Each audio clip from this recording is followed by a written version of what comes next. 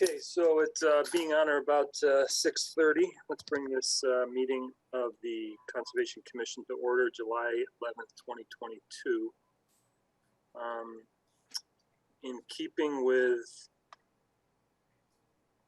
the an act relative to extending certain COVID-19 measures adopted during the state of emergency as amended by Governor Baker on February 12th, 2022, this meeting will be conducted remotely over Zoom. Attendance by board commission members will be remote, and remote attendance shall count towards quorum. This meeting is being recorded audio and video, maybe being broadcast, I don't know, will be available at some later time for sure. And the usual participation rules apply. Just in order to establish quorum, we want to just take a roll call vote. One thing I do want to change a little bit tonight. I am going to change, instead of being the first one to vote, I'll be the last one to vote on each time. Otherwise, we'll take alphabetical. I'm just going to take that as my discretionary matter. So, so roll call attendance here just to do it. So we'll start with Al. Al Benson, present. Carroll, present. Grossman, present. Spady, present. Rory Caulfield's present. So having established our quorum, let's proceed. Just before we do start, we do have butters notifications on all the items, and we will proceed accordingly. The new items, at least. Everybody else has already been established. So 210 Washington Street, this is a request for determination of applicability for an upgrade to a residential septic system. And so,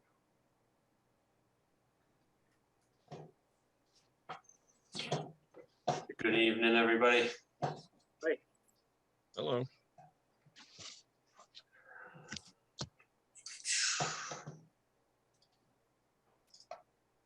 So, Just trying to get the plan up.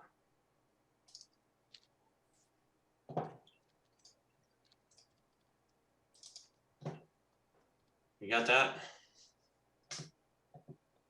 Got it. Right.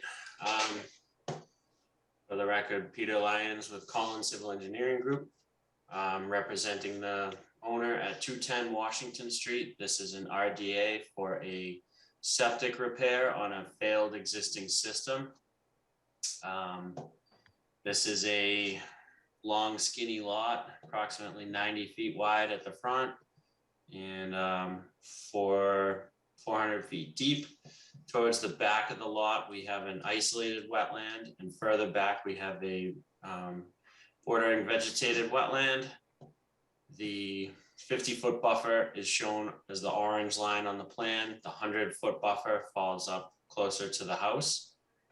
Our proposal for this one is to abandon the existing leaching components in the front and raise and reroute the plumbing to come out the side of the house with a long run to a 1,500 gallon septic tank, a 1,000 gallon pump chamber, and a 2-foot elevated leaching bed of plastic chambers.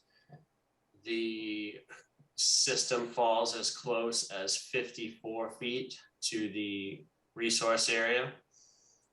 Our erosion control is as close as 37 feet in the southern portion.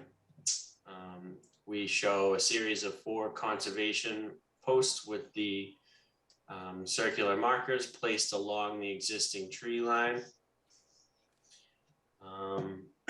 We have a dewatering pit shown out in the front, which was also unsuitable soils observed.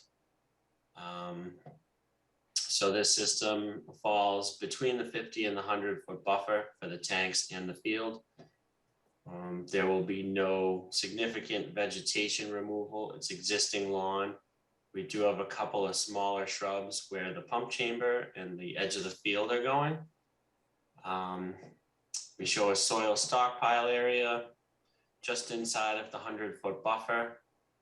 We have a paved driveway and some fencing that we're kind of contending with. So the system will be placed out back beyond the pavement, stockpile and dewatering just inside the 100-foot buffer.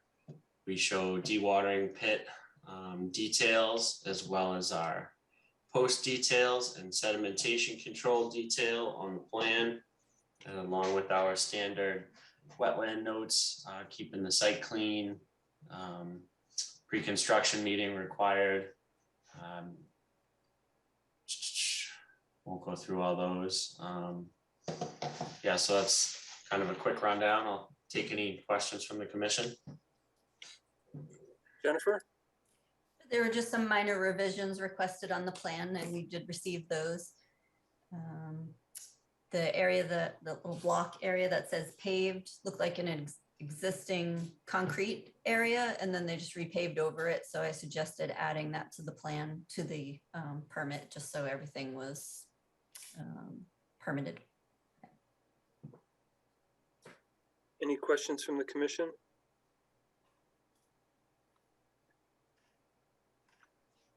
So in the interest of being consistent about how we do this, there's work that's being proposed here inside the 50-foot buffer, no disturb zone, right? But this is being proposed to us as an RDA, so potentially there's a waiver required. I'm not sure if there's a mechanism other than for us to say that we believe that there is no negative impact. But I don't know if that's actually possible to do if there's a waiver required. Was that considered at all? Are you asking me that? I'm not really sure. I mean, obviously we have a little grading going on within the 50. No structures or components of the system are within the 50. So.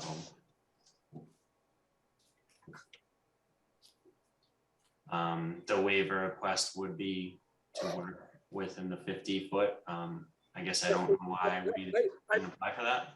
Yeah, so I mean, I think that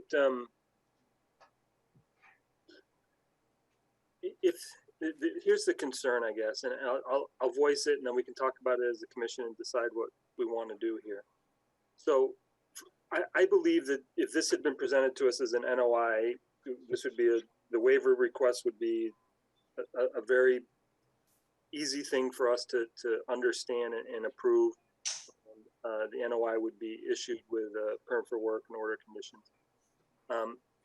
The RDA, take the waiver out of it, right? Let's just say that the waiver request for being in no disturb zone, I have no issue with the RDA. I'd issue a negative determination. That's my personal opinion. I just don't know the mechanism of saying it's a negative RDA, but they meet the waiver requirements. Because if I'm saying that there's waiver requirements that are being, that this apply in this case, to me that points to an NOI. So, but if the commission decides that that we determine that we want to vote on the RDA and say that it's a negative determination of applicability, despite the fact that there's a waiver request that would be applicable here, that would be the vote of the commission. So I don't know if anybody followed part of it. Am I the only one thinking about it? If that, let's just vote it and you know.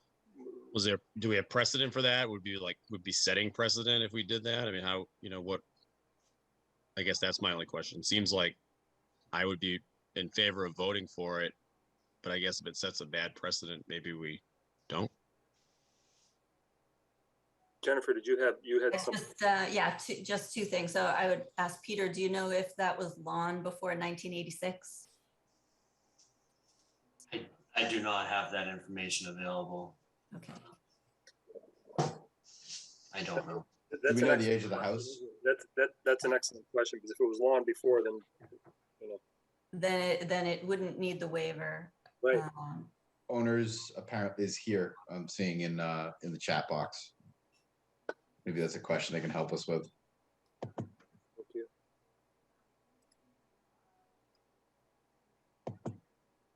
can find, my screen is a little bit wonky here and I can't see the, Do you want me to try to promote her? yeah, if you could, there's something going on my screen. Thank you.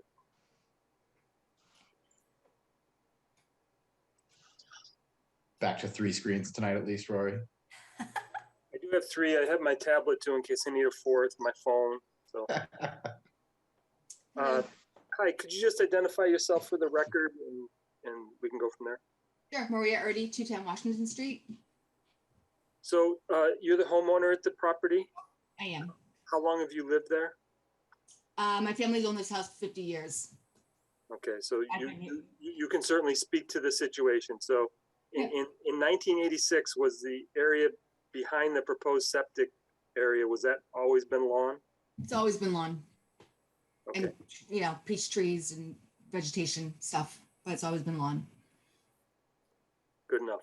I think we have our answer there, and Jennifer has given us an out on the needing the waiver. Perfect. So I think we, and any further public comment for 210 Washington Street? Any more discussion from the Concom? Any public comment for 210 Washington Street?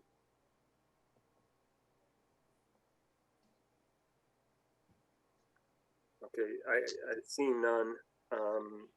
Peter, I assume we want to close. Yes, please.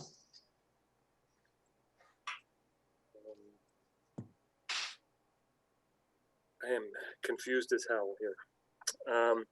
So I'm going to make a motion to issue a negative determination, -3 determination of applicability for 210 Washington Street. Carol, second. Roll call vote. Caulfield's Carol second. So first up is Al. Benson, I. Carol, I. Crossman, I. Spady, aye. Caulfield's aye. So that's 5-0 for negative determination. Thank you. All righty, thank you. So Rory, did we vote to close the public hearing? Oh my, told you.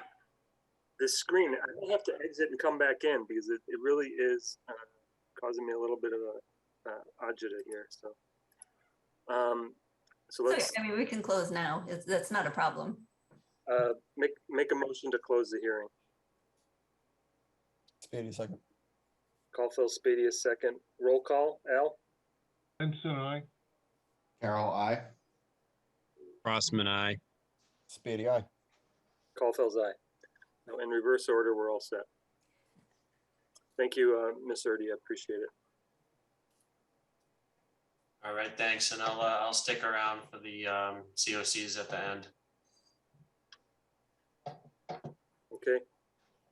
See you in a bit. Thanks.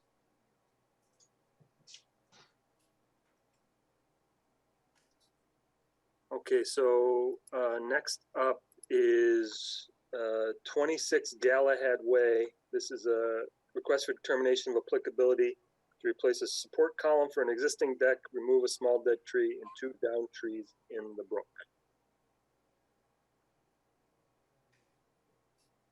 And I cannot see the list of participants, so somebody, there we go. Yeah, Greg's coming up. Hello, everyone. Greg Driscoll, Jacobs Driscoll Engineering, here representing myself. This is my house at 26 Galahad Way for an RDA. So I'll just go through the RDA report that we prepared. Sorry, Greg, can you put your plan up first, please? Actually, sorry about that.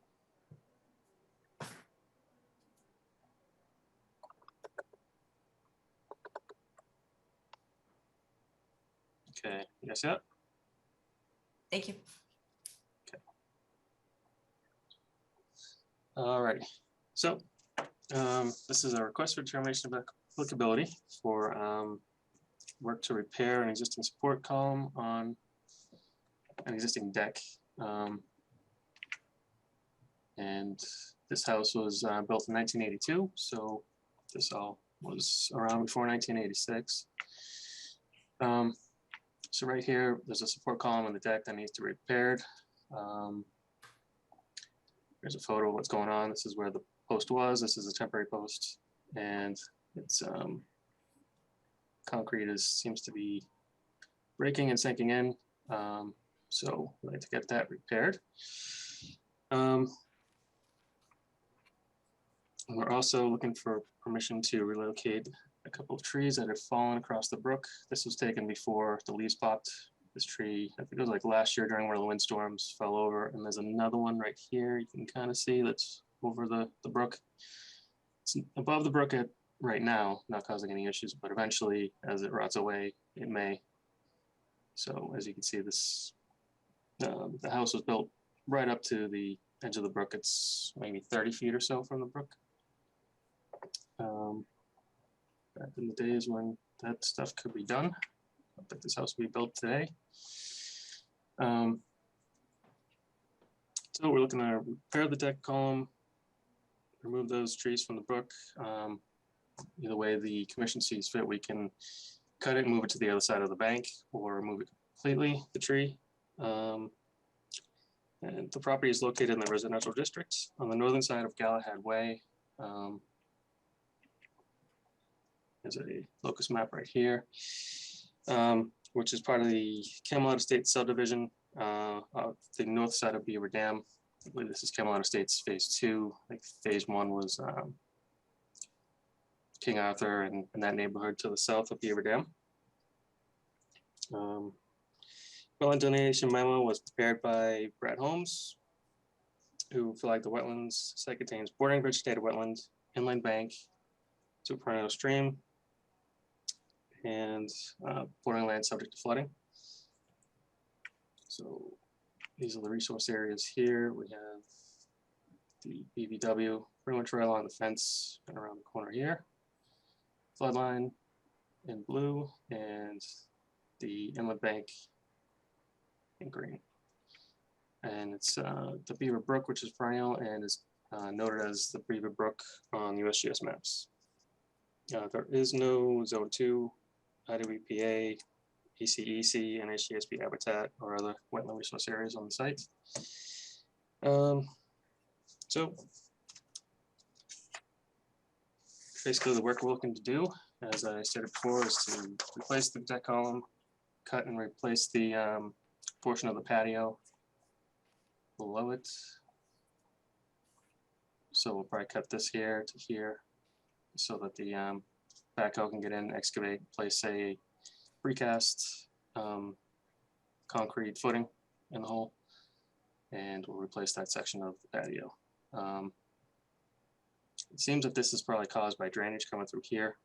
So we'll try to see if we can fill it backfill it with crushed stone and to prevent that from happening in the future and being any issues. That's pretty much what we're doing. Oh, also we are proposing wetland protection while the work is being done. So straw wattles, since it's going to be probably less than a week worth of work in there, get in there, dig the hole, replace it. So we don't anticipate a whole lot of disturbance. And we're also going to set visual buffers out here and along the fence. Oh, sorry, visual markers. Although, So just as a point of information, Greg, there was also noted there was a removal of a small dead tree. Is that, where is that? yeah, that's right in here. Okay. It's just within the 50-foot buffer. That's within this tree line in here. So how big is that tree? Just curious. Maybe 6-inch trunk. Okay. Okay, very good. Jennifer?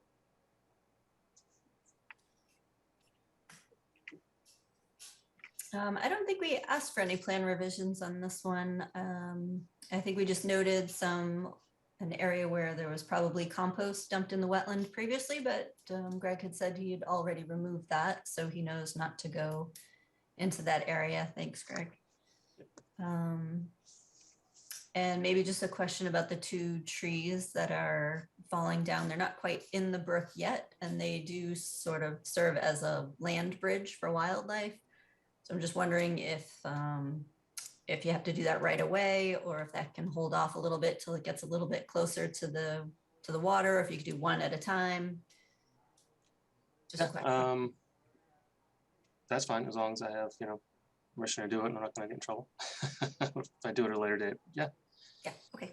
And also I wanted to mention, some of these trees in here, you'll notice in this photo here that this is a stump. When we bought the house 4 years ago, this house had fallen, this tree had fallen down and caused an issue with the fence that had to be repaired. That was about 4 years ago.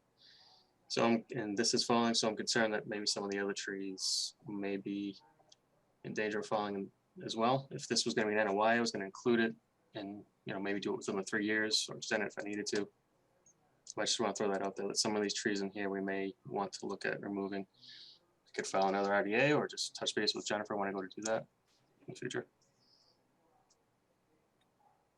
I think touching base with Jennifer is the place to start for sure. Okay. I mean, some of that stuff can be covered under her administrative approval, but she'll give you proper direction at that point. Okay. Any questions from the Conservation Commission or discussion?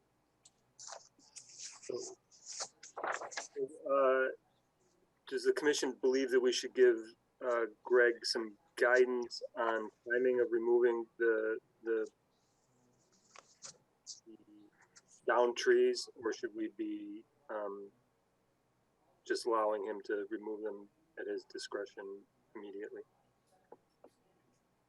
I think Jennifer had a good idea. Just remove when necessary. As long as we give him the permission now, then he can remove it once it falls into the brook or is, I think as it starts to sag, it will then start to deteriorate more quickly than it is now. So I mean, once the structural stability of those trees, they start to go pretty quickly. So. And would you prefer I move it to the other bank, leave it for the critters to, bugs or whatever to eat, or remove it completely, I guess? I think typically our preference is to leave in place. So. Okay. Yep. So relocate it to the opposite bank. Okay. Saves me disposal as well, so that's good. Any public comment for 26 Galahad Way?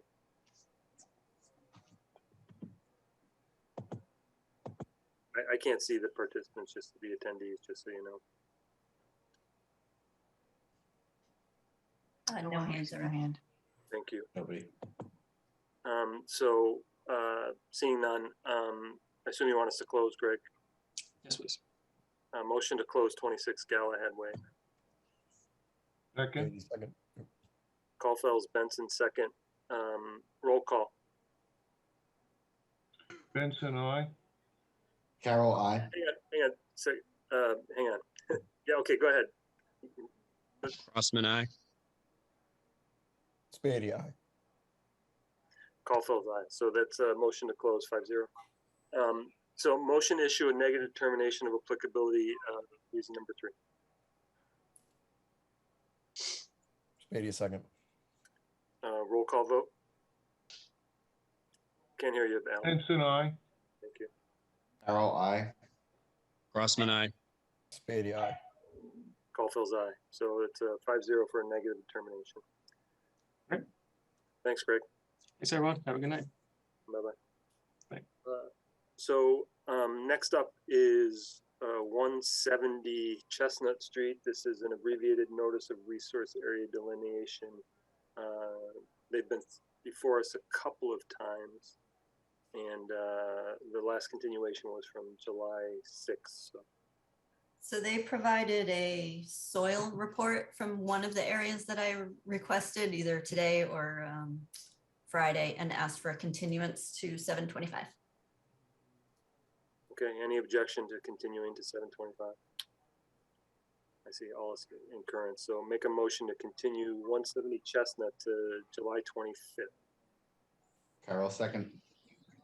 Roll call vote. Benson, I. Carol, I. Crossman, aye. Spady, aye. Caulfield's Carol, 5-0. Oh, Caulfield's aye. Did I say Caulfield's aye? Caulfield's Carol with the second, 5-0 to continue. Next up is 9 Peabody Drive. Again, this was a continuation of a previous hearing for an in-ground pool and patio.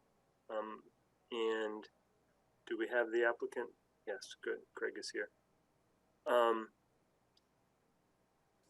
So this one, were we just waiting for the DEP number last time? Does anybody know? No, you had asked a question about the ACEC and whether it needed a 1-to-1 or 2-to-1 restoration. So I think that we had that question. We also had the question about what to do about the waiver request. So Craig, you are here to give us some answers. Yes, how are you? Good, how are you? Just Good. identify So- yourself for the record, be great. Yeah, Craig Siganowski, Rim Engineering, representing the Rodriguez's. I tried to get in touch with them today and I haven't been able to. I don't know if they're on tonight or not. So the questions that came up were, does the bylaw specifically say that we need to provide 2 times the mitigation area of, what we're filling compared to what we're proposing? And I did find under the waiver from standards section that it does specifically say that if replication is required, then it needs to be at 2-to-1. Based on that, my client actually decided to not pursue the getting approval. But Jennifer suggested we ask if we were to stay at the 1-to-1, would we be granted a waiver to allow that? Excuse me.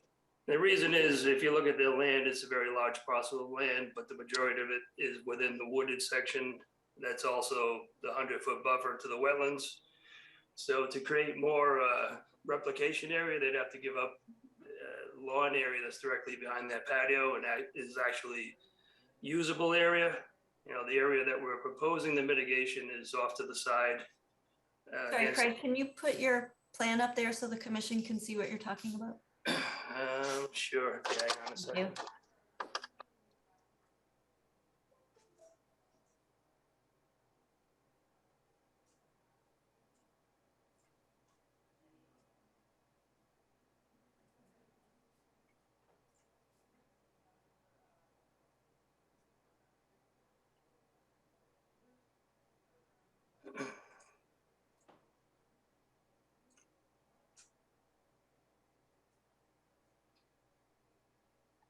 Coming up now, sorry. So one of the things, just while Craig on this, I do want to sort of point out that they are far in excess of 1-to-1 on replication, right? I mean, so they're somewhere around 1.7 or 1.8. Okay, they're almost somewhere around 1.7, between 1.7 and 1.8.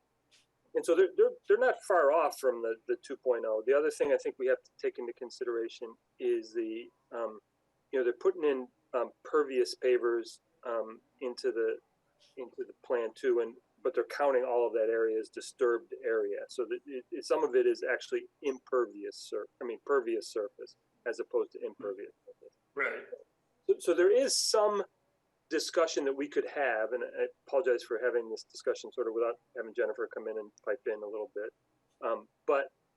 So I think that I encourage, I'll be quite honest, I encourage Jennifer to encourage the applicant to come back before us, because I thought that there was enough for us to discuss that maybe at 1.7, that with the consideration of the fact that some of the surface is pervious, quasi-pervious, it's not impervious, at least on its installation. We're talking about a relatively flat part of the parcel. That I believe that there's justification on our part to accept the replication area at 680 square feet, what it's currently at. So from my perspective, that portion of it, I think we can talk about it. When we come to vote, we can all have a different opinion, or we can discuss it now if you want. If we agree, let's move on to another issue, which is the waiver request and interest, which is the other hurdle they have to which they had 2 hurdles to come back to us with. I think they're close on both of them, so let's try and get there, because I'd hate to see an applicant who went through this entire process, scaled the project way down to keep it as minimal as possible, right? I mean, they went with the smallest size pool they could possibly get, and then have these other hurdles that they're close to, that maybe we can find a way to get the applicant across the finish line. So maybe we can't, maybe we can. I think it's enough of a discussion for us as commissioners to have that some discretion in what we're doing here related to these cases. So anybody have any comment about the replication area? Does my explanation make some sense? Makes sense to me. And honestly, I'm good with it too, Rory. I'm good with that. Yep, good with it. Okay, so I think that Mr. Siganowski, we probably are by that one, right? So Okay. so Yeah, so the other hurdle that came up was their offer to clean either the drainage basin, which, you know, commission brought up that is the town's responsibility. Oftentimes it isn't done, but that was a relatively clean basin when we located it. So the other option that they offered was to remove invasive species. So we asked ECR, the wetlands company that was there, to give us an estimate for going in, cataloging the percentage of species. I assume that's what you're looking for, as well as the cost to go and remove that. The cost they came up with, the client felt was too high and was not worth going forward with. So probably should have asked you the last time, because I'm not, you know, we've only had one other project several years ago, and nobody on this commission was there when we did it, but we offered to clean the basin. It was a much older area in town, and that was allowed. However, I don't have any other experience with what is an acceptable benefit to the town. yeah, I will say that this is, and Mike's been here for 3 years, and you know, and we've heard this, and Ben's been here for a year, and you know, we've heard this, and this is the most challenging part, probably the most challenging part of the regulations. It's there. It's very clear what it says, and we understand what public interest is. It's very easy for us to understand what we're doing, either a multi-unit development or even a single-family home, the scale of the project, right? As opposed to coming in and doing a 400 square foot project, right? And so how do you scale the public interest and keep it within scale of the project? There is no question that this is an absolute challenge for us. It's a challenge for the homeowner. I can't tell you how much time we've spent in these meetings talking about how trying to find public interest that is scaled to the project, right? Because the amount of public interest for a single family home or a multi-unit development is much larger, and it's easier actually to figure out what public interest is, right? As opposed to this little 400 square foot thing. How do you keep it relative to the thing? So my perspective on this one is, despite the fact that I given the scale of the project, that I would be willing to accept the offer from the homeowner to maintain the basin, okay? I'd be okay with that, even if it is town responsibility. I know it's done inconsistently. I believe that's a benefit to the town to have someone who has an interest in doing so, even if it is technically the town's responsibility to do so. And maybe recently it's been done, and maybe they're doing a better job of it, but in the midst of storms, it's always one of the last things that gets done. And it may be better for the homeowner that's adjacent to it to be cognizant of that we're going to have, 5 inches of rain this weekend. Let's clear it out now, as opposed to doing it when it's backing up on everybody's front lawns. So that's a thought process from mine. I from a technical standpoint, there's no question that Jennifer is correct, and that how do we do that? I'm trying to find the discretionary response that we can have that's in scale with what this is. So is there any other thoughts? I can imagine that, unless you're willing to do the invasive species management yourself, that the cost of doing so would be as much as the cost of the project. And that is not what we're trying to do. It would be punitive for us to say that's what you need to do. So, and that's what we're not trying to do at all. And that, to be honest, that's why I really encouraged, this to move forward, to be honest, because I didn't want it to feel punitive. And we still have to figure out the regs. We still have to figure out how to fit it into the regs as they're written today, and get to, projects like this make me say, recently we changed something in the bylaw that allows us to change regulations to have these minimal projects, and we may want to scale that public interest in some projects under a certain square footage size, and say, listen, maybe we don't need public interest in a 500 square foot project. Maybe we need it in a 1,000 square foot project. I don't know.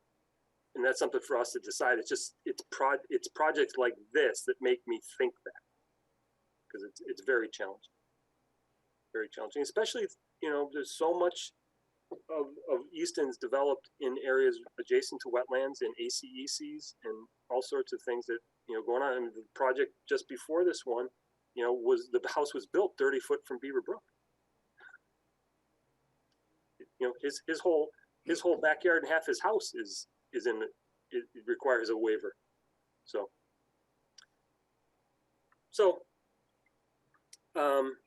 I believe they'd be okay with the cleaning of the basin, seeing as it is adjacent to their yard, and it's a relatively well-kept basin as far as the banks. It's not that they wouldn't have to be going in with, heavy gear to stay out of briars. It's a very clean basin, but it is surrounded by trees, so branches do fall, leaves do fall, and that'd be easy enough for them to take care of. Okay. Any comments from the commission? Just a question. Would it be worth trying to stipulate a frequency of cleaning or some measure of how many times a year? Or well, I certainly would be willing to put it. Yeah, I mean, I think it's a good idea. I think I'd certainly be willing to say at least once per year. Okay. And if it's done more often, I'm okay with that too. I mean, certainly. Yeah, that's what I was looking for. I agree. My only concern about like something like that in general is that how would at some point new people will, I mean, I know this idea wouldn't last forever, but like, how do we indemnify someone like that so everyone going forward knows that they have to clean the basin because the pool's back there? But that's just a general concern, not specific to this project. I think this makes sense for them. Yeah, I think that from my perspective, I'm willing to take that chance and say, listen, if it gets dropped by the next homeowner, then, I think that they got the use out of the pool, and we got the public interest. It's the question we keep on asking ourselves is, how do the conditions carry from one homeowner to another, right? I mean, a good lawyer will see the conditions and communicate them. There aren't, no offense to the lawyers on the call, there aren't those that do that, and that isn't the top of the list of things they're communicating to their client. And so it is a challenge, one that we should think more globally about how we make sure to do that. I don't want to put a deed restriction on to do something like this, such a minor thing.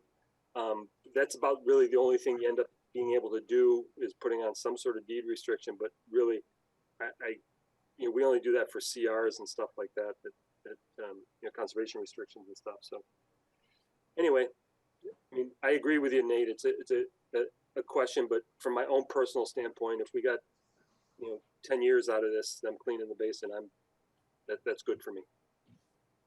I can justify it at that point. I can sleep and feel like we're doing this. So. Anybody else? Agreed. Okay. Jennifer, did I miss anything? Nope. The DEP Stormwater Handbook has each type of stormwater BMP, a printable operation and maintenance plan. So that's easy enough to photocopy and as an attachment to the order, so they know what's involved, and Good. then go over it with them at the pre-construction meeting. Perfect. Okay. So any public comment for 9 Peabody Drive?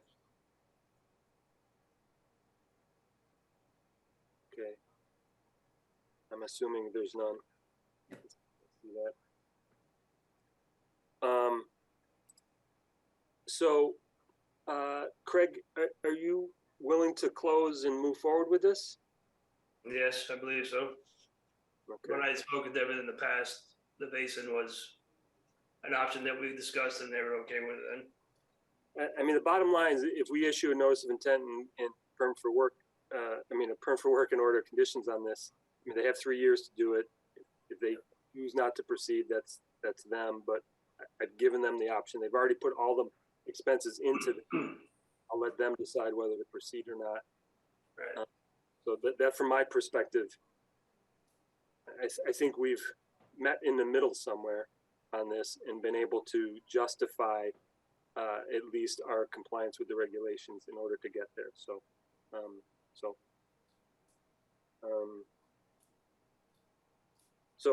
make a motion to close the hearing. Carol, Benson, second. Those Caulfield's, Carol with the second. Roll call vote. Benson, I. Carol, I. Crossman, I. Spady, aye. Caulfield's aye. Next up, make a motion to issue a perm for work order conditions noting waiver requirements have been met for public interest. The applicant will maintain the basin adjacent to the property, and the commission will provide stormwater operation and maintenance plans that are in the stormwater manual. Spady, second. Caulfield, Spady, a second. Roll call vote. Benson, I. Carol, I. Crossman, I. Spady, aye. Caulfield's aye. Okay, 5-0. Well, thank you for all of your help and effort on this. Thank you for your patience with us. Have a good night. Okay, so next up is 41 to 60 Indian Cove Way. I know we were waiting to hear from the Board of Health. They're not finished with Board of Health. They asked for a continuance to 7/25. Make a motion to continue 41 to 60 Indian Cove Way to 7/25. Spady, second. Caulfield, Spady, a second. Roll call vote. Benson, I. Carol, I. Crossman, I. Spady, aye. Caulfield's aye. I assume it's the same for 45 to 63 Village. Correct. Okay, so make a motion to continue 45 to 63 Village Street to 7/25. Benson, I. Or second. Benson with the second, and Benson with he's already got his vote online here. So Caulfield's Benson, roll call vote. Benson voted aye. Carol, I. Crossman, I. Spady, aye. Caulfield's aye. Ben, the hell is just speeding things along here. 534 Washington Street. This is a continuation of for notice of intent for loading docks, additions, paving and parking, and stormwater modifications. Correct. They're under stormwater review now, so I would anticipate they would need a request, a continuance. I don't think they asked for one, but you can give them one. Okay. 7/25, good on this one too? I think so. Okay. Motion to continue 534 Washington Street to 7/25. Crossman, second. Caulfield's Crossman second. Roll call vote. Benson, I. Carol, I. Crossman, I. Spady, aye. Caulfield's aye. 5-0 for the continuance. 91 Union Street. So this was, Yeah, sorry. no, go ahead. So this is just a continued hearing of a notice of intent for apartment complex development. So I know there's some logistical and procedural issues here. So what are we doing? The applicant has requested to withdraw their application without prejudice, and they will refile their permit application. In fact, they've already done it, so they'll be on the 7/25 meeting starting fresh. Okay. You don't need a motion, it's just they've asked for the withdrawal without prejudice, so I think you're fine. Okay, anything else we need to know about this? No. Okay, That's, I think, good enough. So 91 Union has been withdrawn. We expect them to come before us. Do we expect to, just as a point of information, do we expect to wrap this up in our next, we were right at the end of this before. They're gonna do a single presentation and we'll take public comment and then we'll potentially vote. I would anticipate that, but I don't know what kind of comments you might get from abutters, and it looks like Mike has his hand up. Okay, somebody will have to move them up because I can't see them. Okay, I'll do that. I apologize for being technologically challenged tonight. I tend to jump the gun on you and promote them so that they're ready to talk as second you're finished. I do appreciate that. Mike, Mike Toohill from Conoco Engineers and Scientists. So the answer, Mr. Chairman, to your question is yes, but Jennifer is correct. We don't know what kind of comments might come in from abutters or others that are concerned about this project. very good. Okay, so that was just a point of information on my part. Is there, so since we're not doing anything on the hearing, we don't need any public comment at this time. So since there is no current application in front of us. Okay, next up is 560 Foundry Street. This is the ongoing notice of intent for roadways, stream crossing, pathways, stormwater controls, landscaping, grading, utility work, and mitigation areas to support 46 single family home lots. So this is continuation. Mike gave us a great summary of where we were last time, did some site work summary and wetland summary, and I think everybody has a good idea of the wetland resources on this particular project and what we're doing to mitigate those, and some of the ideas that we're doing as far as improvements in some of the areas as well. So, and we'll go from there. Mike.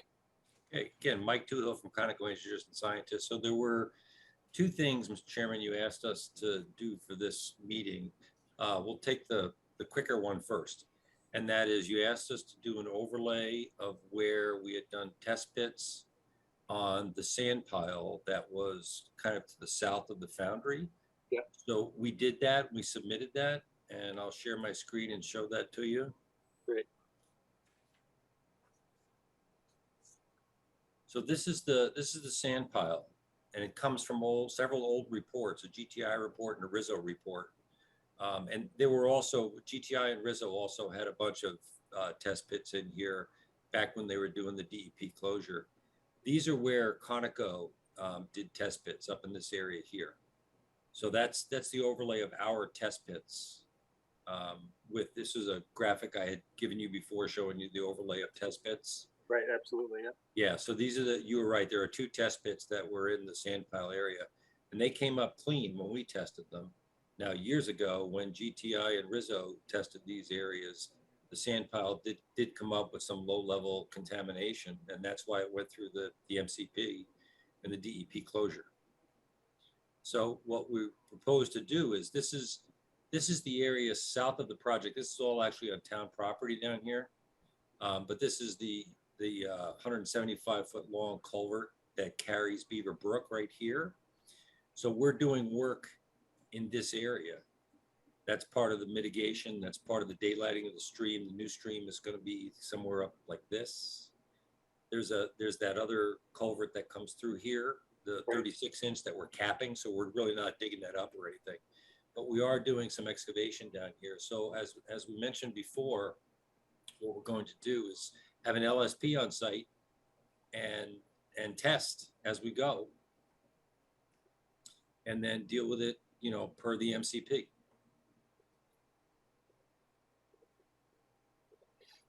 Yeah, I think it's a great outcome. So I think that it matches what we previously discussed, that there was some testing done on a portion of that sand pile that did not show contamination, and that we have always talked about having LSP on site when you remove that. Correct.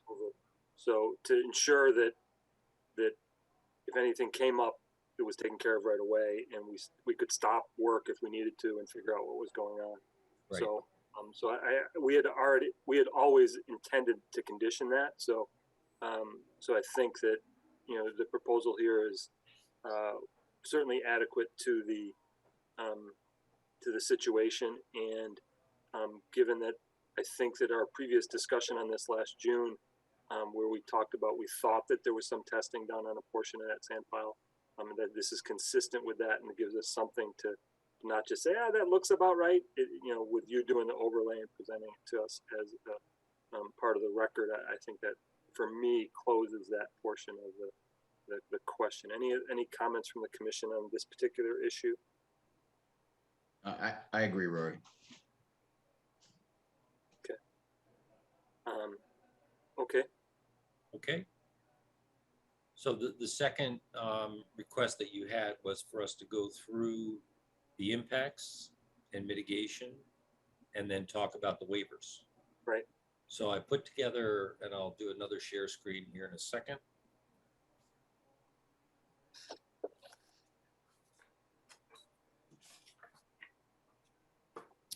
I can find the right.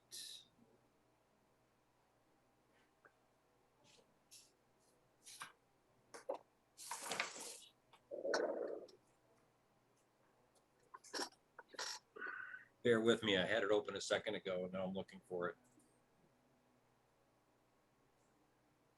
Well, believe me, I am all for bearing with you. I have my own. I got a lot of stuff going on here. All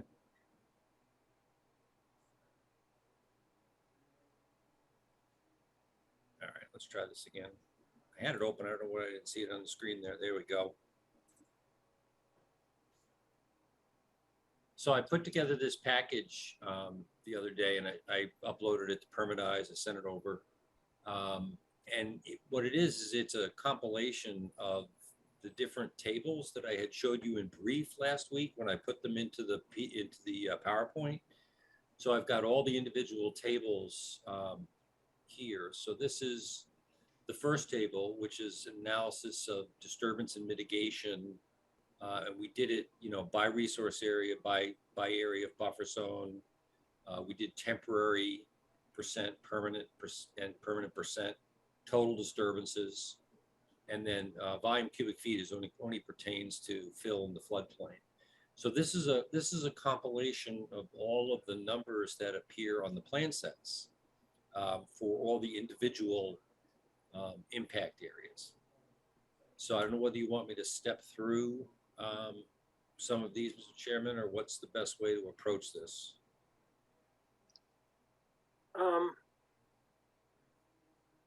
I'll leave it up to I've seen this so many times, so. I can do a high level if you want.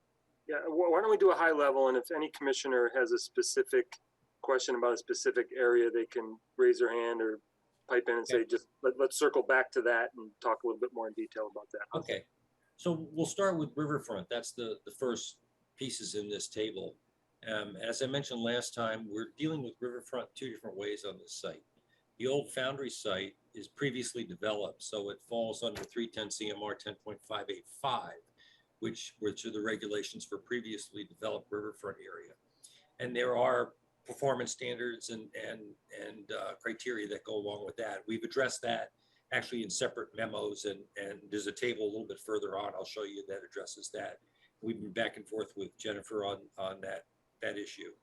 The western side of the site, we're treating as previously undeveloped. And of course, we have riverfront for both Beaver Brook and Meadowbrook, right? Mulberry Meadow. Mulberry Meadow. That's right, Mulberry Meadowbrook. Sorry about that. So we have all the calculations based upon 1058.4, which is the section that says you have to do an alternatives analysis and you have to show, basically a least environmentally damaging alternative. And we've gone through all of that, and there are different criteria in each with regard, especially to things like stormwater and stuff. So that's what these first two sections deal with. They deal with the previously developed area of the site and the previously undeveloped area of the site. And so these are the sum total numbers. And one of the important numbers is what percent of previously undeveloped riverfront are you affecting? Because you're supposed to stay below 10%. And so we're at 7.51% total disturbance. So we're below the 10% limit for previously undeveloped, riverfront area. The next section deals with wetlands, isolated wetlands and bordering wetlands. We don't have any impacts on isolated wetlands. We stayed out of all of those isolated wetlands on the site. And the impacts on bordering wetlands is primarily the crossing to get from the eastern side to the western side. That's where these numbers come into play. That's the only BVW that we have an effect on. And down below, it talks about replication. And what you can see is, the number for impact, do the total over here, 32 square feet. And if you look at the number for replication, even in the first one, in replication area A, which is the one up by the crossing, we're basically at 1-to-1 there. And then we have another 2-to-1 with wetland replication area B. So we've really well compensated for the impact of that crossing. And that crossing could also be considered as a limited project under 1053. We don't really need to invoke that, but it qualifies as a limited crossing. The next section has to do with floodplains. And there are two important things with floodplains. One is, are you filling a floodplain and causing that floodwater to be displaced somewhere else? And then the second thing is, are you doing anything in the floodplain that prevents floodwaters from moving through that floodplain? And in both cases, the answer is no. We're not displacing water upstream or downstream of us.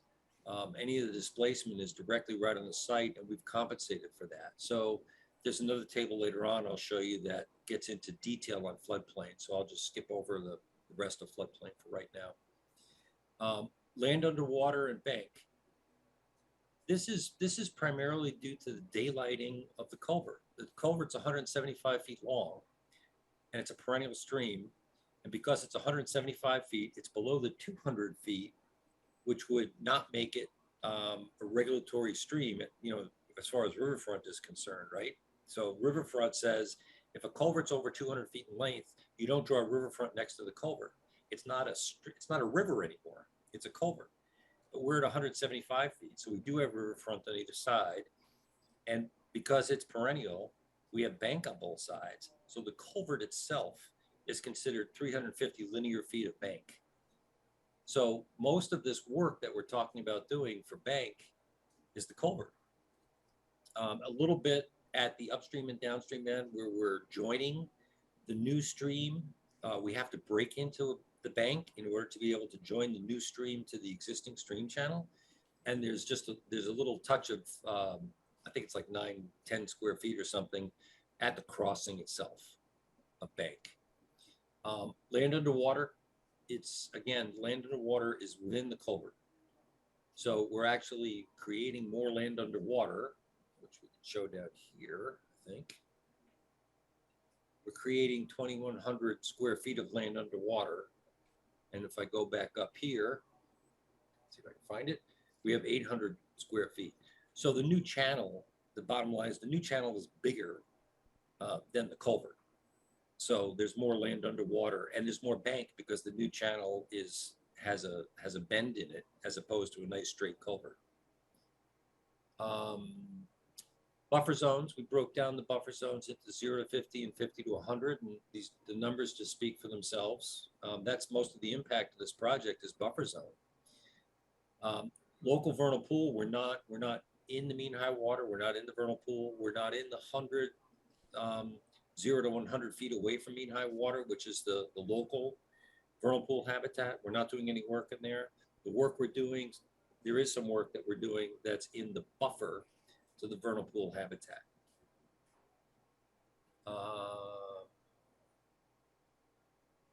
The rest of this is the mitigation. I just talked about that. So I'll go over that for now. We did an analysis. This was something Andrew had asked for a long time ago. You tell me you're doing, impact due to the development. And one thing I don't know that I mentioned last week, Mr. Chairman, I know you know it, and I hope the rest of the members know it, is that when we calculated impacts of this project, we calculated calculated the impacts of everything, including the houses, including the landscape around the houses. And the concept is that if we get an order of conditions that has all of those impacts in it, if individual homeowners, as they get deeds for the property, need to come in, they will need to come in to get an order of conditions, all of the impacts and mitigation have already been counted. So it should make it very simple for the commission and for the homeowners to get an order of conditions and then ultimately to get a certificate of compliance. If they want to do something different than what we calculated, than what we showed, that's a whole different story. Then they'd have to come in with a separate filing. But we counted all of the impacts of the houses. So what we did is we broke down, the impervious surfaces, how much is road and driveways, how much is in sidewalks, how much is in roof as opposed to, pavement, how much is landscaped areas. That's what these tables all show on the east side and the west side of the project. This next table is something that we've worked with Jennifer on, is the riverfront analysis. So we've got the east side and west side, and again, we're treating the two sides differently. So this is more detail of the summary numbers that were shown in table 1 for all of the riverfront. In undeveloped, inner riparian, outer riparian, previously developed inner riparian, outer riparian. So we broke everything down so we can see how much impact there is to riverfront. And just one of the things I do want to talk about the previously developed is that, that's a big number, but just understand the condition of the current site. I mean, this is degraded property, degraded conditions, and the intent here is obviously, while they're disturbing it, there's an awful lot of improvement to the riverfront as well that's going to be going on there on the Correct, and even some of the areas on the eastern side of the site that technically don't qualify as previously developed, because previously developed has a very strict definition in the Wetland Protection Act. It has to be paved, or it has to be a junkyard. I mean, there's some very strict. There are some areas that are definitely disturbed. So on the eastern side of the site, we actually have some, quote, undisturbed riverfront area, undeveloped riverfront area that is significantly disturbed. Right. Okay. And then we went through the mitigation. This is just more detail on the, the mitigation. Replication areas A and B, the flood storage compensation area, riverfront area, land donation. That's part of the riverfront area that's going to the town. Turtle nesting habitat. So we've just, again, we've broken those numbers down in finer detail. The final table is the floodplain analysis, and we did it as we were supposed to on a foot-by-foot basis, but also on a square footage basis.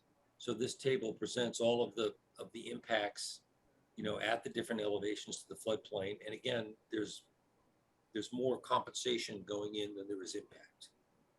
That's the bottom line with floodplains as well. And this was all peer reviewed by Woodard and Curran. And then the last table I put together was, I took the table that I showed you at the last meeting and I added a couple of columns to it. I added the actual numbers for temporary and permanent impact under each of these different resource areas. So this table represents the bylaw waivers that we're seeking and what the activity is associated with each of these bylaw waivers. Okay, so there's a whole kind of litany list of the different bylaw waivers. I'm going to stop sharing this for a second and just show you an example of another document that we've already submitted. I can back over here. One other thing while Mike's pulling that up, one of the things about the roadway and the crossing, which there is, that's where most of the bordering vegetated wetland disturbance is occurring. They actually changed that configuration of the roadway. Actually, Jennifer actually asked the question, why isn't the roadway going straight across there? We actually asked for a little bend in the road there. Right. It actually decreased the disturbance by about 20%.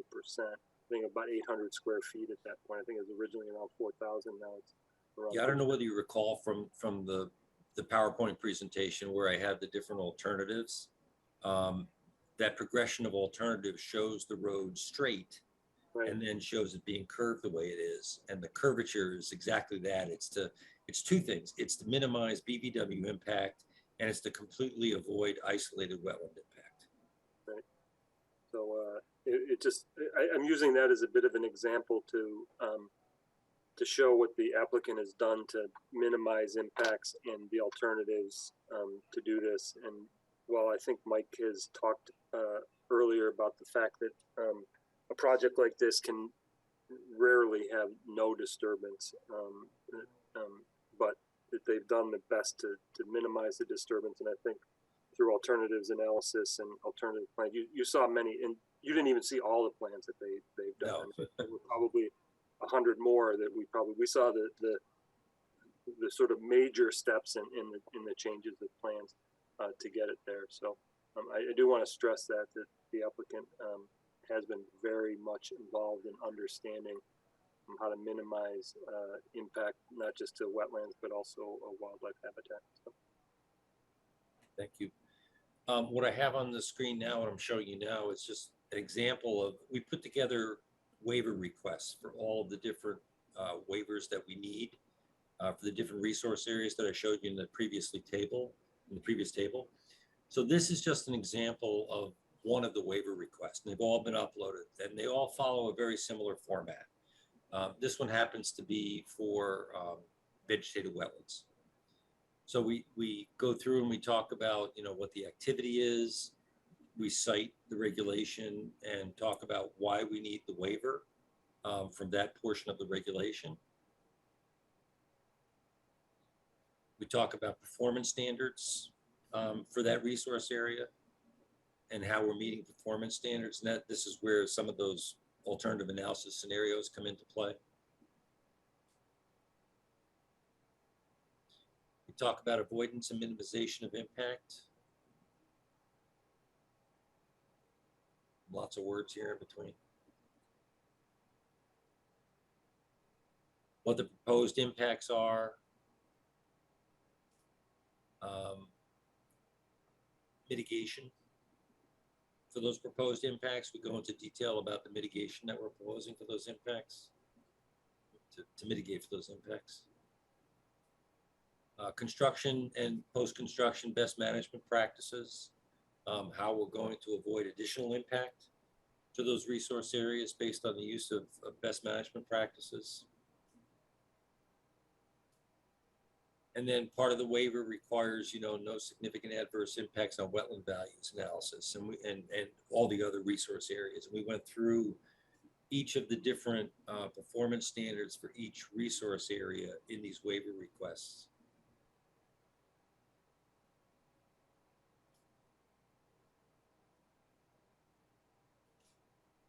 Sorry if I'm just flipping through quickly, but this is just all the individual performance standards, why wetlands are important. And then public interest, which is a major part, I know, of getting waivers from the town. So this section is very similar for all the waiver requests, because what it does is it's a reiteration of the mitigation packages and the open space donations that are going, and the other work that the proponent is proposing to do for traffic, for infrastructure, other things to do for the town. So we talk about, whoop, I froze up there for a second. We talk about the public recreation and access enhancements, the 11.53 acre donation, wetland resource area enhancements, besides daylighting, some of the cleanup that we propose to do out there in the wetlands, public infrastructure benefits, the traffic work, the sewer, additional housing, which is a benefit to the town. And then, of course, in each one, we're in an ACEC, so there's a whole section in the waivers that ask you to require you to talk about the applicability in ACECs. And so we added all of those in each of those. And for every resource area, this letter follows the same format. It obviously talks about different things. There are different performance standards for riverfront than there are for wetlands. But it talks about the performance standards and the importance of the different resource areas, and then the proposed mitigation and the work that's being done for overriding public interest. So I know I went through that quickly, but there's a lot of reading. There's 8 of these, 10 of these, something like that. So one of the things that I think this is going to be one of the major issues that we need to decide as a commission is whether or not we believe that, because there's so many of them, right? There's like 8 or 9 waiver requests, and they're all unique in their own little way, but they, as Mike says, they sort of follow the same structure and, an understanding. And one of the reasons why Mike is presented it this way is to provide us not only just the individual impacts, but the understanding how they all fit together in the structure of things, as well as understanding the mitigation that's going on here. And I think that in those cases where we've seen disturbance or impact, whether temporary or permanent in certain areas, the applicant is describing a situation where they're trying to create situations that offset that in perhaps another area or an adjacent area to the disturbance. So I think that that's one thing for us to consider. So when we talk about a wildlife habitat disturbance, because that's one of the things that's been a point of a discussion for us. I think that, as Mike has said in previous things, we can't say there isn't any wildlife habitat disturbance. What we can say, however, is that the overall impact of the development, what the applicant is proposing is that the overall development, the wildlife habitat is offset by things like cleanup of the of disturbed areas where there's junk now, and creating a habitat that may otherwise be unsuitable for mammals and amphibians, as well as the daylighting of the stream and the riparian zone that's being recreated there that doesn't exist today. I mean, that's somewhere in the neighborhood of 400 linear feet of bank that doesn't exist today. And that's quite significant for our standpoint. Interestingly enough, also capping that diverting culvert as well, keeps the stream more flow during the dry parts of the year as well, which is obviously better for the wildlife as well. So I think that those are the things we need to consider, right? Is it, does the disturbance that happens to the wetlands and wildlife, is it offset by the other positive things that the applicant is proposing in the plan? That's what we need to decide. I think that we can understand the alternatives analysis. I don't think that we could all probably sit here for another 6 months and see tiny little changes that might happen one way or another that might change this by 100 square feet one way or the other, but it's not going to be the big changes that the applicant has already proposed. Remember, this was originally a 60 or 70 or 80, 70. Yeah, 70 unit development. We're down to 46, 44. 44. And even in the 44, we did some things like changed, backloading garages to front loading garages, so that we softened the footprint and put everything closer into the street, as opposed to bringing a driveway around the back of the house. Right. So that's one of those small incremental changes that we made along the way. Absolutely. And those were with conversations with us. And to be quite honest, some of those changes were not in favor by the planning and zoning, because they don't like that uniformity of. Not at all. Yeah. Most of us would understand that having that garage in the front of the house is less desirable than having one that's in the side or the back. So, trying to break it up and not have them all look the same is obviously very important as well. So there's been a lot of compromise going on here, and so from that standpoint, I think that we've got the plan in front of us that is the best proposal that the applicant can put before us. And it's up to us to decide now is whether or not it meets the criteria, especially for the waiver requirements, to issue a permit. So from our standpoint. So I leave this as an open discussion to everybody here. If you have questions about the waivers, Mike's here to answer them. I do want to point out that in the packet today should have been a letter from the Board of Selectmen, voicing their support for the project and outlining much of the public interest that is being elucidated here in the waiver requests. There's things that he didn't even talk about. I mean, we've talked about the 11.53 acres, the trailhead that they're going to, create down at the end of one of the cul-de-sacs, which will create trail connectivity. And Mike's talked about, rerouting the Bay Circuit Trail through this instead of going through the roadways, increase recreation, the traffic signaling. Anybody who travels Foundry and Pequannock is going to find that traffic signal alone quite a positive impact. And as somebody who travels that way, I'm looking forward to that. Oh, you don't like the risk? I am I am all about some risk. That is not the one I enjoy. It's funny to teach your kids to drive and try and get through that intersection. So Better off just not putting your blinker on. You want them guessing. You just gotta go. better off to get on the Bay Road and take a right. So that's what to do. So I think that those are the things for us to consider, to ask Mike these questions now, so that you have all of your questions answered about, well, what do you think about this? Is that really what we need? Or is there a question about one of the waiver requests that you aren't quite clear on, or need some additional information, or believe the applicant could do more, or something along those lines? So I leave that up to you guys. So I'll follow up with any other questions you might have. Mike, you don't mind me jumping in here, right? Nope. Okay. I just have a couple quick ones. Sure, go ahead, Jennifer. Okay.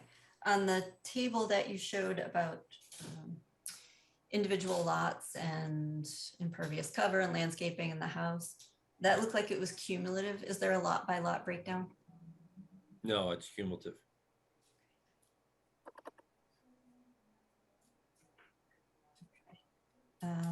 And I couldn't quite get the numbers to match some of the ones that you had. And I just went through the plan, BVW added it all up, and they're slightly different. So maybe we can get together and just go through those. I think we should. There's some little tiny call outs in places that are not hard to do. Just trying to get the findings and the DEP form to correct so it matches what you have as well. Okay.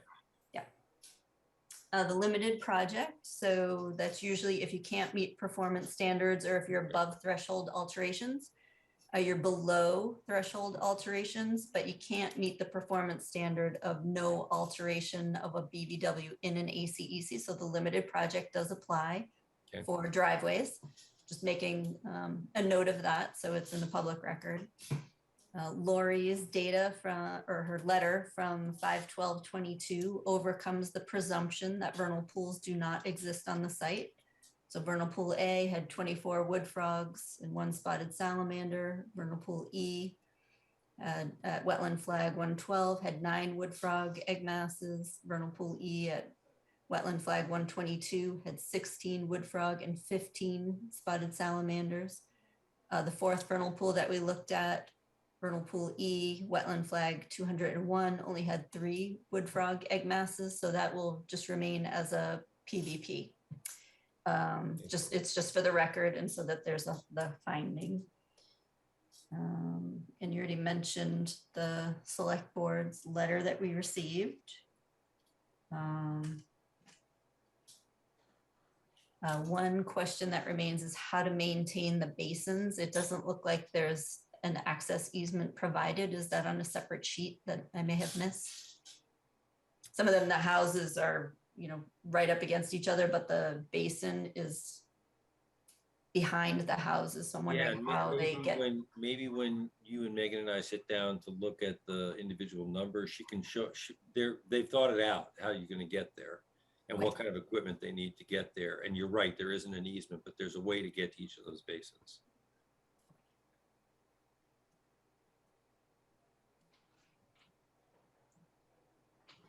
And then maybe we just need the commission to think about, are there any particular portions of the project where you want one of our peer reviewers to be on site during that construction? Just think about that so we know how to put that in the order. So you already mentioned the LSP. That's great. Does the Conservation Commission want the town's peer reviewer also to be there when they're doing the daylighting or the wetland replication areas? So just things to think about. Okay. Thank you, Jennifer. Any commissioner comments or feedback or concerns, anything? I mean, we're coming to the end of this presentation of material. I mean, we've had many presentations and Mike's done a good job of summarizing things for us, and there's hundreds of pages of documentation to review if you haven't looked at it already, but I think that we should be prepared to start thinking about, taking a vote, not tonight, because we still have some questions, but I would not be surprised if it's happening soon. Ben, Nate, or Al, have you guys been out there at all? Have you ever like just walk around?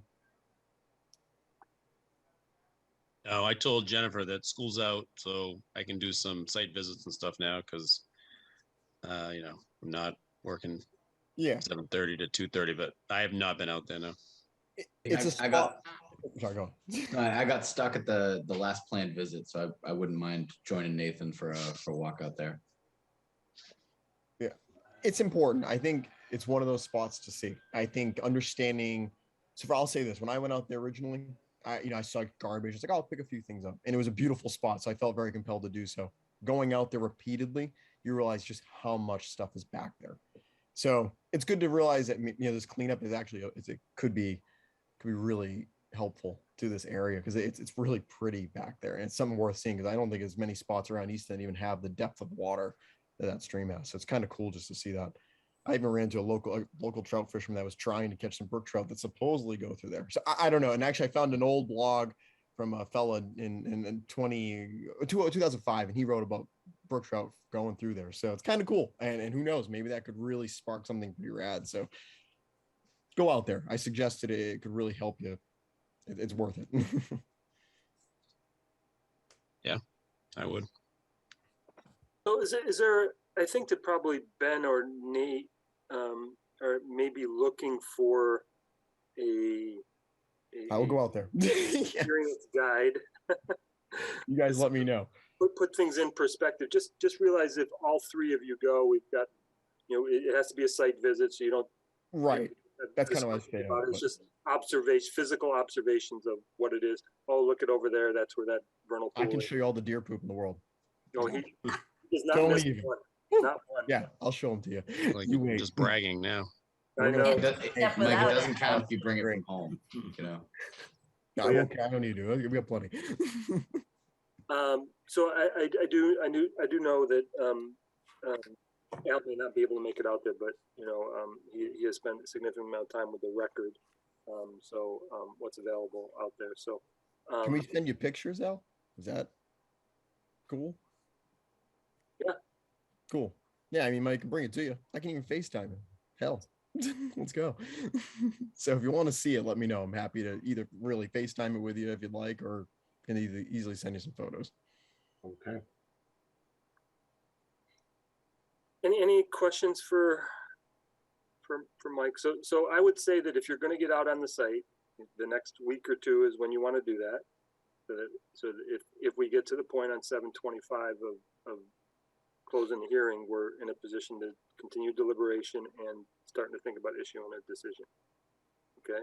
I'm not saying we're going to be ready on 7/25, but we are getting to that point of we're just lining things up and getting the final presentation in front of us and getting the permit in order so that if we come to a decision, it's ready to be filed. Okay. There was a question about whether 725 was going to occur, Jennifer. No, I think we don't have any plans to cancel that meeting. And there was the question about whether it would be remote or not. And as I understand it, the House and the Senate have both passed Oh, they did. Okay. that saying that it would continue to be remote until 2023. The proposal was for December, but I have to check the actual date on that. And then I was kind of waiting for the town manager to give us the final, yes, this is what is happening. Okay. And not that it matters, but I will not be present on 725. I'll be sitting in Stanley Park, Vancouver, watching a Shakespeare play. So I will be learning about mushrooms and coming in remotely. Okay then. So Very different vacations. Maybe 725 is not our day. But Party animals. yeah, exactly. Mushrooms and Shakespeare. Depends on what kind of mushrooms. Nice. Okay, so any questions? I'll go to public comment in a short period here. So I think that we've gotten the explanation here. I do appreciate you taking the time, or your staff taking the time to find a plan that you could work with on the sand pile and overlaying it to confirm some of our previous suppositions about that. So I do appreciate that, Mike, and I know it wasn't just a simple 5-minute project, so I do appreciate that. Any public comment for 560 Foundry Street? Somebody will have to see if there is.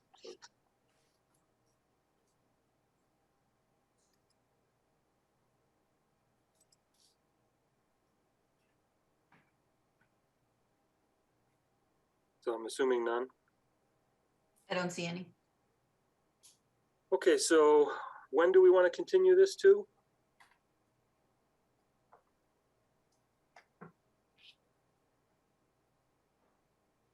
Can we go as expeditiously as possible and with a view of possibly trying to get a vote on it on 725? So Mike, so you're not in attendance at all on 725? Do you have Right. Do you have somebody in your stead, or would you prefer that we push it off to August 8th? well, I can have Megan or Rick come to the meeting, but they're not going to be able to answer some of the same questions that I can answer. Jennifer, you have a suggestion for us here?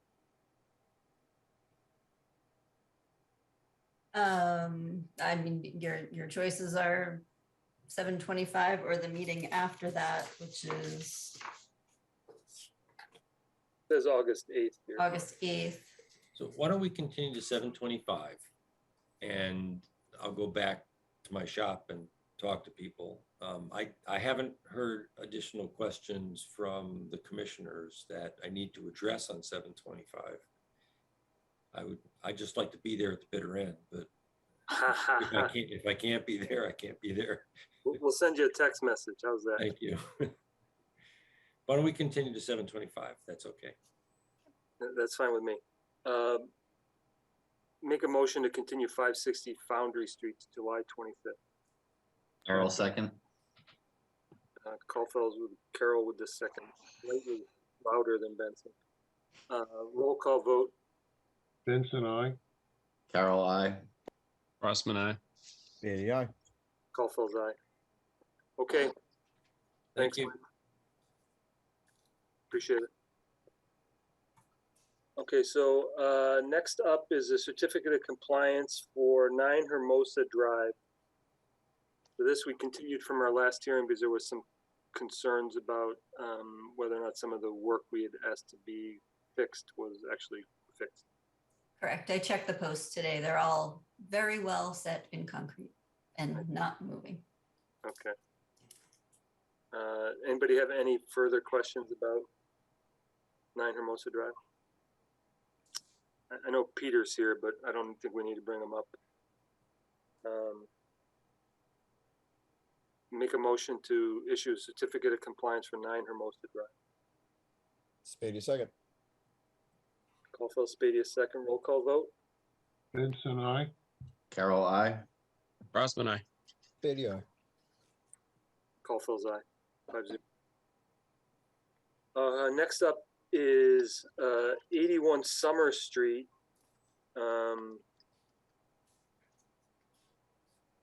It is 81. We did check that for you. Right. That's what was on their application. So that's, that matches the permit. That's what they requested. We did receive the signed agreement and the surety. The fence has been installed completely. They just need the markers. And we did receive the letter about 81 Summer restoration to be completed before October 15th. And the conservation restriction we should receive before the end of this month.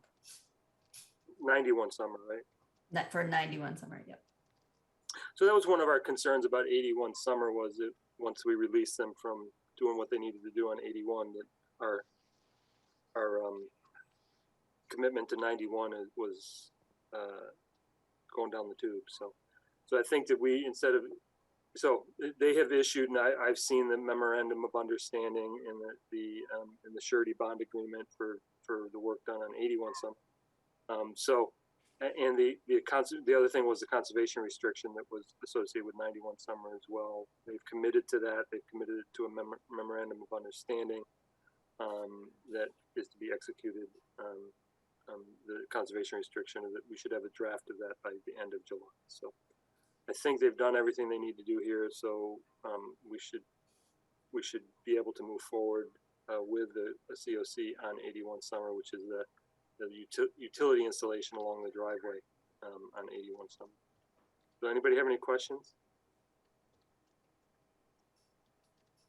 Any public comment, 81 Summer? Okay. So I'm okay. We're going to make a motion to issue a certificate of compliance for 81 Summer Street. Second. Spadia second. Oh, Crossman with a second. Alphonse Crossman, roll call vote. Benson, I. Carol, I. Crossman, I. Spadia aye. Alphonse, aye. 5-0. Next up is 24 Linden Street. The certificate of compliance request for septic repair. Jennifer? They did expand the driveway quite a bit and added a few paths along the way, but it's not in the ACEC. So it's a change to the approved plan, but doesn't require mitigation. Okay. And Frank couldn't be here tonight. He had another meeting. Anybody have any questions? How does the expanded driveway and pathway additions factor into the decision? Just because it's not on the plan they submitted, it's a new thing. Yep, just pointing out the difference between what was approved and discussed at pre-construction meeting and what they actually did. So the way I think we should look at it is, did it create any more impact than was already there? And I think that this site was very disturbed previously. There was very little vegetation on this property to start with. So from my perspective, another couple hundred feet of driveway is not a significant change. So.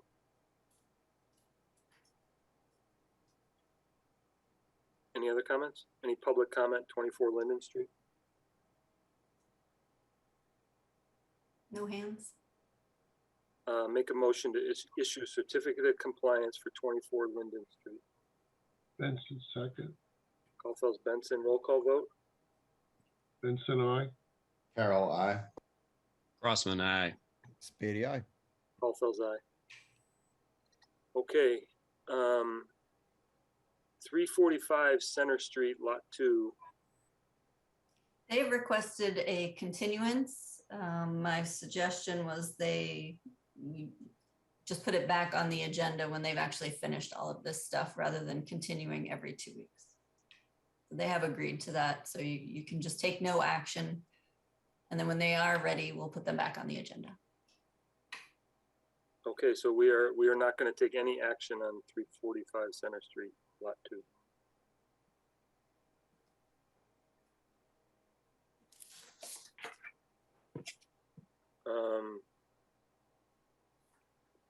This is a point of information. So 345 Center Street, the original permit was issued in May of 2017. And so these are the houses that are just coming, they're being built now. Was all sorts of, there was a lot of wetland impacts here. There were mitigations. And I always talk about the weir on the stream. You know, it's an interesting construction on the stream. But so just so when these individual lots come up, there's all sorts of things that are impacted by the overall subdivision permit as well. So they're not simple. And this particular lot is not simple either, because we allow them to fill in an isolated vegetated wetland, or an isolated land subject to flooding. I don't remember which one it was. And so it was pretty complicated. And they had to do mitigation, you know, 2-to-1 off sites or somewhere else on the site. So it's complicated. So that's why it's just when these things happen, sometimes they take a little bit longer. Next up is 10 Barron Drive and 71 Mill Street. This is a certificate of compliance for a single family home and appurtenances. And a partial certificate of compliance regarding 71 Mill Street, the remaining subdivision items. Jennifer? I had a number of questions in the beginning, but I think they were all addressed. And I think this is Eric, correct? Yeah, do you want us to, we'll promote you?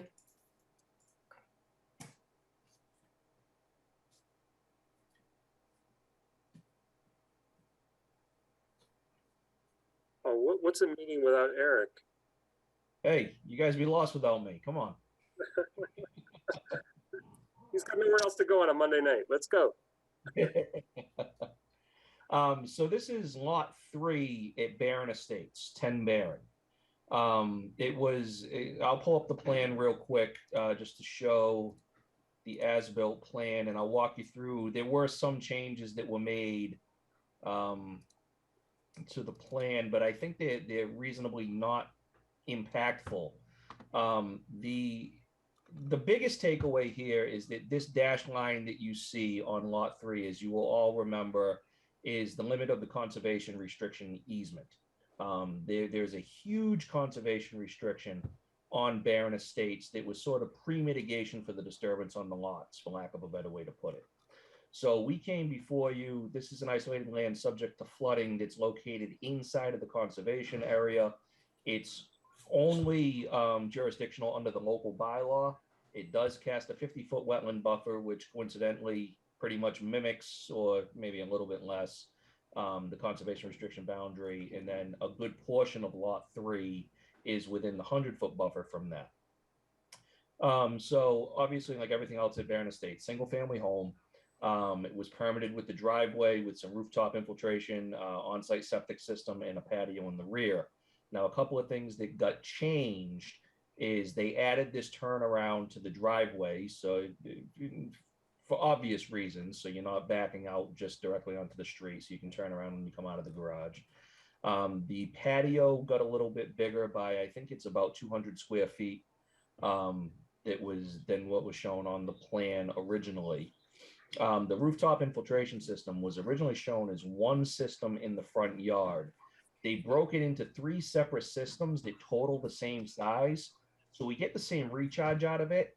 Actually, that part is a benefit because it spreads the recharge out through the site a little bit more. So it actually gets a little bit more effective, for lack of a better way to put it. And then the last change that they did to the site was right along the boundary of the conservation restriction. You'll see they put a stone wall in here.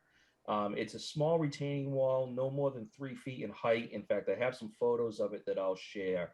That was not shown on the plan. They did it to flatten out the backyard. What I would say is the benefit to this is that it keeps the conservation critters out of the yard. And in theory, it keeps the yard out of the conservation area, right? Nobody's going to drag the lawnmower down past the stone wall and mow in the conservation area here. There's also I think it's a 4 or 5 foot chain link fence along the wall too. So it does provide a better barrier. So yeah, a couple of things that they did that were, you know, not on the plan, but Mr. Chairman, I think you said it in a prior matter that, you know, what is the overall impact of it? Does it create anything more impactful than what was approved? And in my opinion, given that we have the conservation restriction and that was respected, I would say that no, I don't think anything's terribly more impactful than what was originally approved. So go ahead, Jennifer.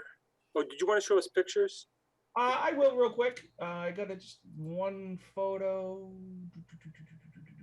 If I can find them, you can see them. How's that? Here we go.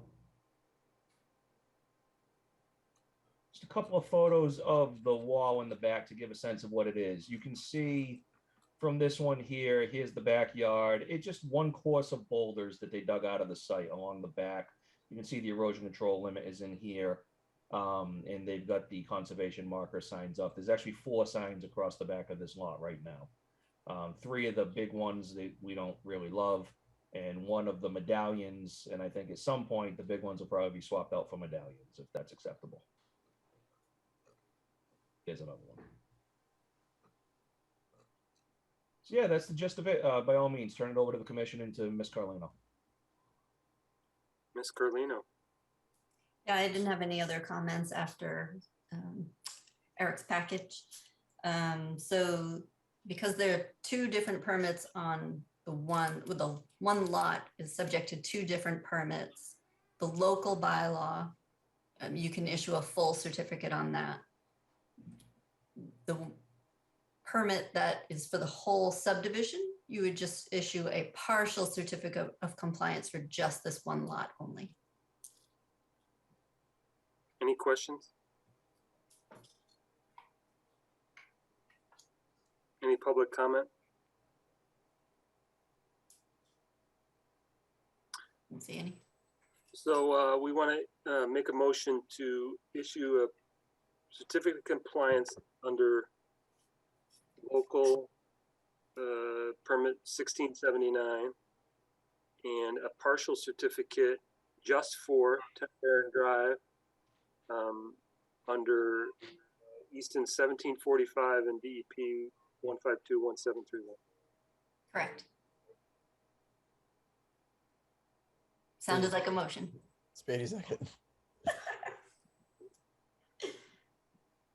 Caulfield, Spady, a second. Roll call. Benson, aye. Carol, I. Rossman, aye. Spady, aye. Caulfield, aye. Next up is 212 Pequannocket, which is a COC for a septic upgrade. Thank you guys. Good night. Oh, thanks, Eric.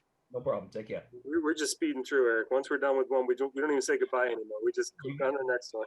There's no time for pleasantries. You guys are cruising.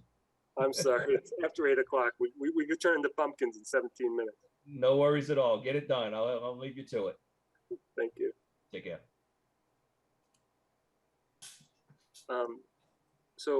I don't, do we need to bring Peter up? Is he still here? He's still here.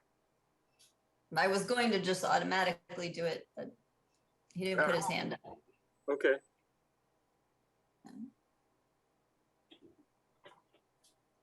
There's still no hand up.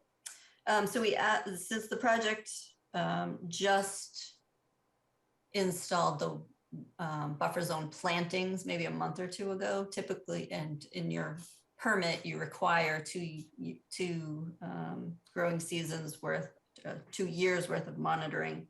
So I asked for an estimate from them so that we could do a surety, issue a partial with the cash surety. And so their estimate was $400 plus $110 for recording the permit. So the total surety would be $510. Yeah, if we were to issue the partial, then I would definitely think the surety bond is the way to go to get them, make sure that we get it all taken care of. So. Jennifer, does that number seem right? It's probably appropriate.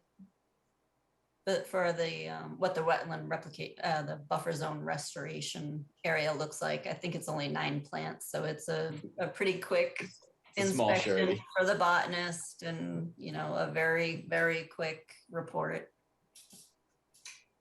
Might hold some kind of a record for smallest surety in the town. Any other comments? Any public comment? 212 Pequannocket. Had trouble saying Pequannocket for the 4th time tonight, but make a motion to issue a partial certificate of compliance with a surety bond of $510 for 212 Pequannocket. Carol, second. Caulfield's Carol, second. Roll call vote. Benson, I. Carol, I. Crossman, aye. Spady, aye. Caulfield's aye. 5-0. Okay. Oh my, we're up to board discussion. So, so what happens for those that this might be the first time they're at a discussion about board appointments and reorganization? Is it is standard procedure for all boards at the after the period of reappointment, the vote to reappoint or appoint a new chair, vice chair, and any special representatives have to other committees. So. So we need to talk tonight about a chair, a vice chair, and also a representative to the CPC, which is the Community Preservation Committee. So we have one representative there. So why don't we talk about, so way I think I want this to go, if there's only one person interested, we really don't have a ton of conversation. So we'll sort of think about who's interested, and we'll make a motion to do that. And we'll do that by roll call. And then if there's more than one person interested, then we will have a discussion about it, and maybe talk about why people are interested for certain things. And then we can have a roll call vote related to that as well. Okay. So let's start with the chair. Anyone interested in the chair? Mike is burying his hands underneath. Yeah. Okay, so I would be interested in continuing as chair. So, so if someone wants to make a motion for that, and we can then go through and talk about how we'll vote. So there's a way to vote when you're doing things like this. So I need a motion in a second. I prefer not to make the motion for myself. A motion Go for it, Ben. I mean, Al. I make a motion that Rory be reappointed as the chair for a period of at least a year. Okay. Second. Crossman, second. Benson with Crossman, second. So when you vote, you should state your name and then just my last name as your selection for the position. So it would be, when I vote, I'll say Caulfield's. So Al, roll call vote. Benson, Caulfield. Carol, Caulfels. Crossman, Caulfels. Spady, Caulfield. Caulfield's. Okay, thank you all. I will do my best to serve in your honor. Make us proud. Appreciate it. So vice chair, the current vice chair is Mike. I will not speak for Mike, but I think Mike would like to take a break from being vice chair. Is anyone else interested in being vice chair? I would like to be vice chair. Anybody else interested? Anybody else? Have a battle royale. Did you just see what Nate did? That's the funniest thing all night. Okay, so I make a motion to appoint Ben vice chair, Ben Carroll. Second. There you go. Caulfield's with the Benson for the second. So once again, we'll vote roll call with naming the candidates that you're choosing. Benson, Carol. Carol. Crossman, Carol. Spady, Carol. Caulfield's Carol. Right on, buddy. So I had a welcome. family member I had a family member named Carol, so No, that's not right. that in fact happened. That is cruel. She chose it. It was by marriage. Oh, Okay, so next up is a representative to the CPC. I'm currently the representative. I replaced Carol when she left. And so that is open for a one-year appointment. I had actually heard from a couple of you with some interest in doing so. I am proud to hear that. So I don't know if you want to raise the issue yourself and talk about it, or so you tell me who's interested. So Al, Benson, I'm interested. there he goes, vocal about it too. I endorse Al's interest in it. You endorse Al's. You're the Renee's second taking a interest. half step back, and Al took a half step forward. Well, that's easy. We're a very disagreeable group. Yes, exactly. Okay, so being that Al has stepped forward and Nate has stepped backwards, we will go with nominating Al to be our representative on the CPC. The next meeting of the CPC is July 14th, which is Thursday, Al. They meet once a month on this. Usually it's the second Thursday of the month. Second Thursday, okay. It's 7 p.m. So until you get sworn in, I assume you can get sworn in before the 14th. Okay, sure. So, so I make a motion to appoint Al Benson to the CPC. Maybe a second. Benson. There you go. Carol Benson. Grossman Benson. Spadia Benson. Caulfield's Thank Benson. you. Al, you got a message here, bud. Call the office. There you go. So Jennifer, you and Tish will take care of all that paperwork that needs to get filled out tomorrow. Perfect. Thank you very much. I do appreciate it. Thank you everybody for stepping up and stepping back and doing everything to get there. So I do appreciate it. So a good group of people. I'm looking forward to another year of work together for sure. So thank you. Associate members, we need to reappoint the associate members. We can do that as a slate. The associate members are Jonathan Chase, Christopher Patrick, and Stefan Coutinho. So when we'll make a motion to nominate them and put them forth as associate members, get a second, and then you can just vote slate, okay? You don't have to repeat all their names. So make a motion to appoint Stefan Coutinho, Christopher Patrick, Jonathan Chase as associate members to Conservation Commission. Spadia second. So roll call. Benson, Slate, Carol, Slate. Grossman Slate. Spadia Slate. Caulfield's slate. So that was Caulfield's, Spadia second, 5-0 on the slate.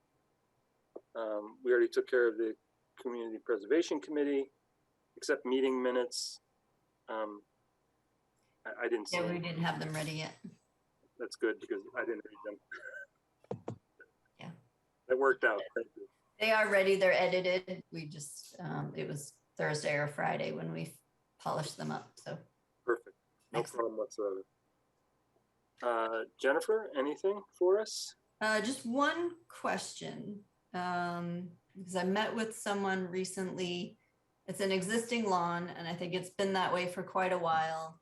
The aerial photos show there was a shed on the property. There's not a shed anymore.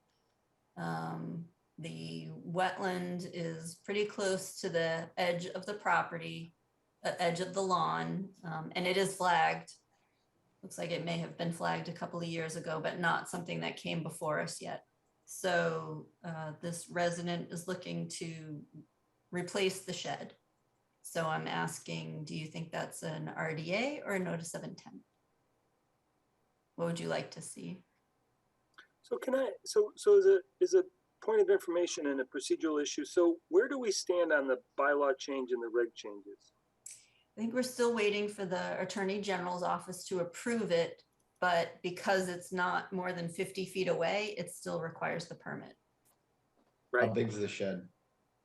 Yeah, for the shed. The How big- fence I could approve as the administrative approval. He wanted to put a fence up, and I approved that because that met what we just changed. So what's the square footage of the shed? It'll be under the 200 square feet, so it doesn't even require a building permit. So from my own perspective, given what the discussion we had earlier, given that there was a previous shed on the property, 200 square feet or less, I'd say just bring them in as an RDA, but that would be me. I agree. Anybody else would prefer to have as an NOI? That's the need. Okay, then one more question with that. For the plan, do you want an aerial photo and you can just draw it on where the same place the shed used to be, or are you looking for a new surveyed plan? And I just mentioned that because that'll cost more than the actual shed. I do not. I wanted to bring it up to you just to make sure I'm giving you what you're looking for in your application. So in this type of situation, we've done, hand drawing on an as-built plan of the septic. We've taken aerial photos, hand drawn. As long as you have eyeballs on that, it's an accurate depiction of what the work that's being done, I'm okay with that. On something as minor as this. Okay. I would like dimensions labeled because obviously it won't be to scale, but that's a minor point, but I'm okay with a hand-drawn picture for something like this. Okay, there's one other thing that's supposed to be on for 725, and that's a violation. But the person wants to discuss it with you before filing a permit application. So am I putting that on the agenda, or how do you typically do things like that? This is a potential enforcement that we haven't heard about yet. Oh, it's an enforcement. You've heard about it. And he needs to file a permit, and I've been over it. He wants to talk to the commission. I don't have a problem having that kind of conversation before the NOI. I mean, sometimes you need to hear it from the commission that exactly what's being asked of them is what we're asking of them. Mm-hmm. Sometimes those are short conversations, and so, I mean, rarely do we come to some different conclusion than what was presented to them. Yeah, you just may need to work on keeping it as a short conversation. Just a heads up. I appreciate that advice, and I will do my best to do so. Yeah, so I won't forward all of the emails I've received. I'll try to narrow it down for you in your binder. Fair enough. Okay, that's it for me. Thanks. Anybody else before? I think we've covered everything on my agenda. Just a quick one. If anyone on the commission thinks of any CPC related projects that will benefit the conservation area, let me know. I'm willing to do most of the grant drafting exercise to move those through. So Save that Wheaton Barn farm. Excuse me? Save the Wheaton Farm barn. Well, you said it backwards. I did say it backwards. It's 8:30. I'm done. Pumpkins, remember, Rory? I know. Still 8:28. We got 2 minutes. Yeah, so I think it's a valuable point that as we start to think about some of these things, that if we think things are conservation related, Al is there for, representative of the Conservation Commission, not just for us individually, but as he looks at all the other projects. But Al has a lot of experience on the finance side of things that he comes with. I mean, he was a member of the finance committee, years ago, so he's got a lot of experience in town processes and whatnot, and is quite experienced. So we should utilize that. I mean, Al is looking to help us, so we should try and take advantage of that. So I do appreciate that, Al. And thanks for bringing it forward. Motion to adjourn. Second, Caulfield's Benson. Roll call. Vincent, I. Carol, I. Rossman, aye. Yeah. Caulfield's aye. 5-0, 8:29. Not bad for 2 hours. Pretty A lot of efficient. stuff we A lot did. of ground. Thank you all. I really appreciate it. Have a great See you night. later. I guess. Bye-bye. Thank you.